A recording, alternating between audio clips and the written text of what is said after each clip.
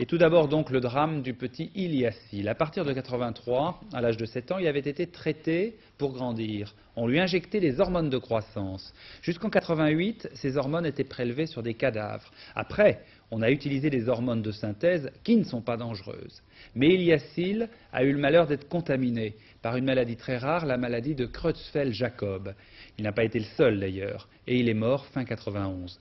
Sa famille avait décidé plusieurs mois auparavant de porter plainte. C'est cette plainte qui vient d'aboutir à la mise en examen des professeurs Job et Dre. Valérie Gaget, Alexis Maran, témoignage. L'album d'une vie trop vite refermée. Celle d'Iliassil, mort en 91, à l'âge de 15 ans. Victime d'un retard de croissance, le jeune garçon avait été traité dès 83 avec une hormone d'origine humaine diffusée par l'association France Hypophyse. Ses parents ont ensuite constaté que sa santé se dégradait. En septembre 89, il a commencé à avoir des maux de tête, des visions et puis des tremblements. C'est à cette époque-là que j'ai contacté l'hôpital Necker, on l'a emmené, on lui a fait des examens, dont les scanners, l'IRM, l'électroencéphalogramme. Il n'y avait rien, tout est normal. Poussés par une intuition, les parents d'Iliassil décident alors d'eux-mêmes d'arrêter les injections d'hormones. Mais il est trop tard. À cause d'elle, leur fils a contracté la maladie de Creutzfeldt-Jakob, une lésion rare, mortelle.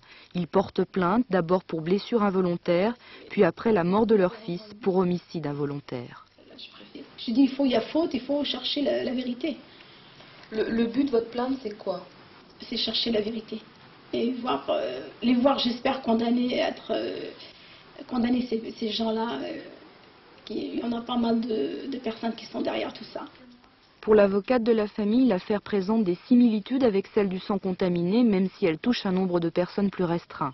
Maintenant, nous avons la certitude que les médecins connaissaient les risques dès 1980 de contamination de l'hormone de croissance et qu'à aucun moment ils n'en ont avisé les parents.